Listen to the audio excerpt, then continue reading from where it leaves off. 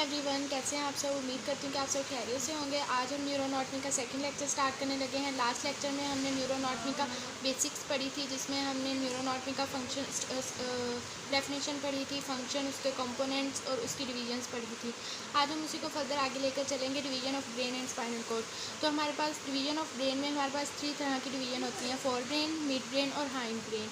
ठीक है, तो जो फोर ब्रेन होता है इसका सेकंड नाम होता है प्रोजेंसेफ्लॉन। प्रोजेंसेफ्लॉन इसको एम्ब्रियोलॉजी के पॉइंट ऑफ व्यू से कहते हैं। फोर ब्रेन को आगे फर्दर 3 पार्ट्स में डिवाइड किया गया है, जिसमें सेरिब्रम आ जाता है, थैलेमस आ जाता है और हाइपोथैलेमस आ जाता है। सेरिब्रम का हमारा सेकंड नेम जो है वो टेलिनसेफ्लॉन है। सेरिब्रम जो है वो लार्जेस्ट पार्ट है फोर ब्रेन का।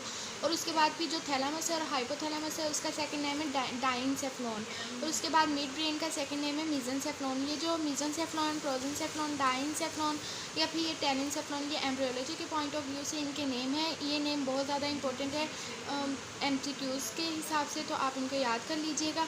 उसके बाद फिर हाइंड ब्रेन आ जाता है। हाइंड ब्रेन इसका थर्ड और लास्ट पार्ट है ब्रेन का, जो जिसको हम एम्ब्रियोलॉजी के पॉइंट ऑफ व्यू से रोम्बिनसेफ्लॉन कहते हैं। इसके आगे फर्दर 3 पार्ट्स हैं। 3 पार्ट्स में इसको डिवाइड किया गया है, जिसमें सेरिबेलम आ जाता है, पोन्स और मेडुला ऑब्लोंगेटा आ जाता है। सेरिबेलम जो होता है वो लार्जेस्ट पार्ट है हाइंड ब्रेन का, जबकि जो और उसके बाद फिर जो सेरिब्रम है वो लार्जेस्ट पार्ट है फोर ब्रेन का। तो जो सेरिबेलम और पोन्स को हम मिडनसेफ्लॉन कहते हैं और मेडुला ऑब्लोंगेटा को माइलिनसेफ्लॉन कहते हैं। ये जो नेम है, ये जो मैंने नेम लिखे हैं, ये बहुत इंपॉर्टेंट है एमसीक्यूज़ के पॉइंट ऑफ व्यू से, अक्सर एग्जाम्स में पूछ लेते हैं, तो आप इनके नेम याद कर लीजिएगा। इनको आगे फर्दर हम डायग्राम से भी इंशाल्लाह समझेंगे। तो चलिए स्टार्ट डायग्राम से देख लेते हैं। मेरे डायग्राम, इस डायग्राम में मैंने आपको बताया कि जो हमारे पास ब्रेन है उसके 3 पार्ट्स हैं, फोर ब्रेन, मिड ब्रेन और हाइंड ब्रेन। मैंने बताया फोर ब्रेन का आगे फर्दर 3 पार्ट में डिवाइड किया गया है, जिसमें सेरिब्रम, थैलेमस और हाइपोथैलेमस आ जाता है। तो ये हमारे पास फोर ब्रेन है। फोर ब्रेन का जो हमारे पास सेकेंड पार्ट फोर ब्रेन का जो लार्जेस्ट पार्ट है वो है सेरिब्रम। जो इसका थैलेमस और हाइपोथैलेमस मैंने बताया था, ये जो 2 पार्ट होते हैं ये हिडन पार्ट होते हैं, ये हमको सुपरफिशली नज़र नहीं आएंगे। लेकिन अगर हम इसका ट्रांसैक्शन व्यू या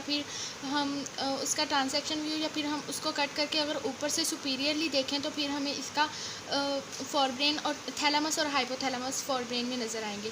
ठीक है, और उसके बाद मिड ब्रेन आ जाता है। उसके बाद फिर हाइंड ब्रेन में हमने 3 पार्ट्स पढ़े, जिसमें हमने पोन्स पढ़ा, मेडुला ऑब्लोंगेटा और सेरिबेलम पढ़ा।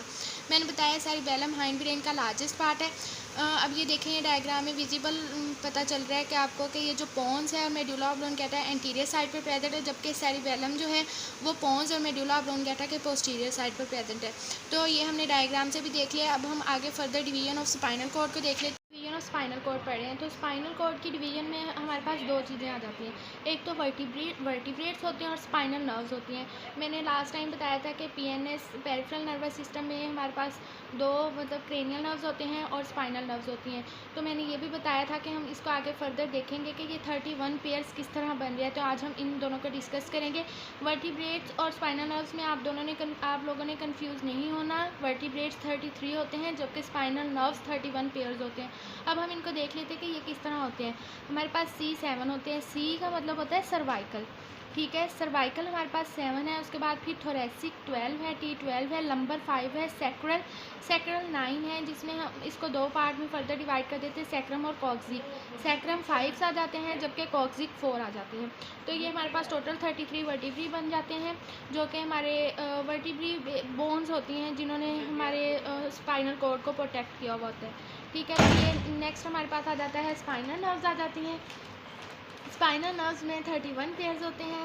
31 पेयर्स किस तरह बनते हैं, तो ये जो इसमें ना देखें, सर्वाइकल C7 है, लेकिन अगर स्पाइनल नर्व्स की बात करें तो स्पाइनल नर्व्स में सर्वाइकल C8 है। ये कैसे बनते हैं आगे हम फर्दर डिस्कस कर लेते हैं। फॉर एग्जांपल ये है हमारे पास स्पाइनल कॉर्ड में ये हमारे पास C1 है, ये C2 है।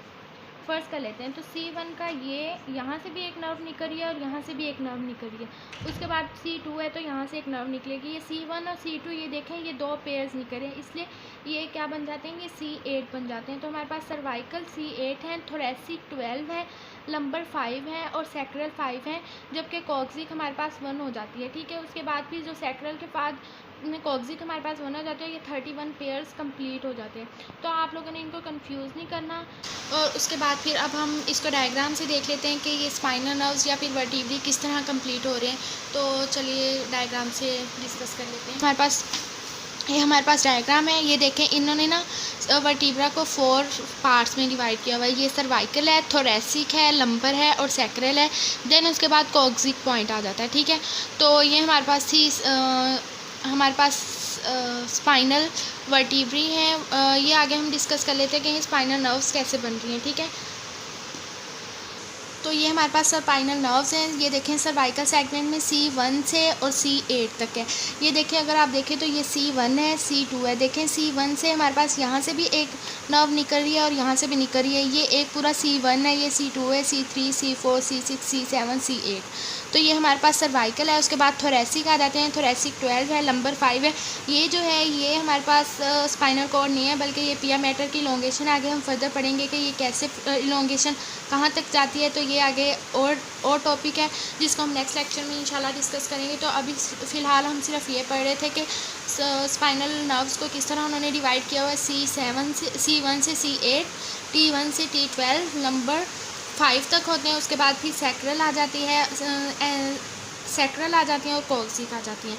तो ये थी आज का हमारा टॉपिक। उम्मीद करती हूँ कि आप लोगों को समझ में आया होगा। अगर समझ में आया तो हमारे चैनल को लाइक करिए, सब्सक्राइब करिए एंड शेयर करिए। मिलते हैं नेक्स्ट वीडियो में। अल्लाह हाफिज़।